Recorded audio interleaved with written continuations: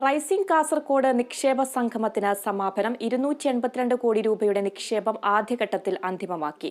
2 ദിവസം നീണ്ട നിക്ഷേപ സംഗമത്തിൽ സംസ്ഥാനത്തിനകത്തും പുറത്തുമുള്ള നിരവധി നിക്ഷേപകരാണ് പങ്കെടുത്തത്. ജില്ലയിൽ വിവിധ മേഖലകളിൽ നിക്ഷേപ സാധ്യതകൾ, നൂതനാശയങ്ങൾ, സംരംഭക സഹായ പദ്ധതികൾ എന്നിവ 2 ദിവസങ്ങളിലായി നടന്ന നിക്ഷേപ സംഗമം പരിപാടിയിൽ ചർച്ചയായി. ജില്ലാ പഞ്ചായത്തിന്റെ നേതൃത്വത്തിൽ ജില്ലാ വ്യവസായ കേന്ദ്രമാണ് റൈസിംഗ് കാസർഗോഡ് സംഘടിപ്പിച്ചത്.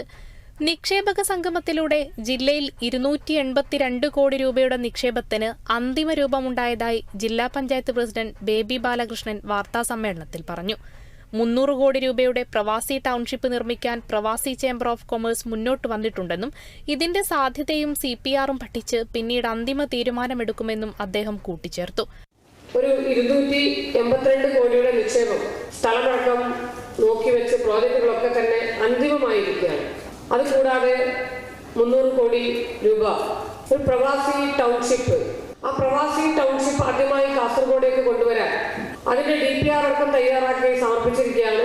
ആ പ്രോജക്റ്റ് ഇവിടെ വെച്ചപ്പോൾ ആ പദ്ധതിക്ക് ഫണ്ട് നൽകാൻ, നിക്ഷേപം നടത്താൻ പ്രവാസികളെ തന്നെ പ്രവാസി ചേംബർ ഓഫ് കൊമേഴ്സും തയ്യാറായി മുന്നോട്ട് വന്നിട്ടുണ്ട്.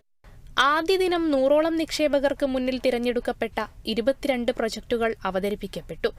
നിക്ഷേപകർക്ക് അവർ തിരഞ്ഞെടുക്കുന്ന പ്രൊജക്ടുകൾ സംരംഭങ്ങളാക്കി മാറ്റാനുള്ള പിന്തുണാ സംവിധാനം ജില്ലാ പഞ്ചായത്തിന്റെ നേതൃത്വത്തിൽ രൂപീകരിച്ചു.